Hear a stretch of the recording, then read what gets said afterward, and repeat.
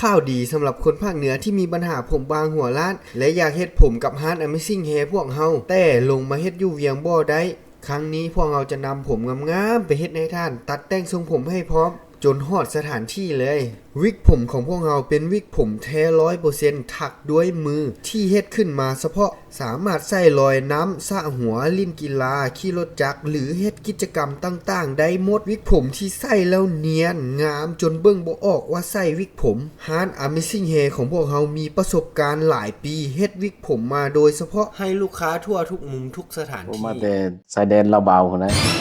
เมืองเซปูนแขวงชนเขต from California แต่ตัวผมอยู่เชียงใหม่ผมก็บินลงกรุงเทพก่อนแล้วก็ต่อ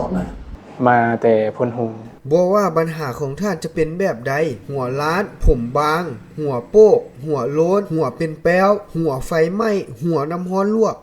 พวกเราก็แก้ไขให้ท่านได้หมดสำหรับท่านที่อยู่หลวงพระบางไสยบุรีหลวงน้ำทาบ่อแก้วอุดมไซพงสาลีให้รีบฟ้าวจองคิวกันเข้ามาวันที่26นี้พวกเราจะเริ่มต้นที่แขวงหลวงพระบางโอกาสดีๆแบบนี้บ่ได้มีมาตลอด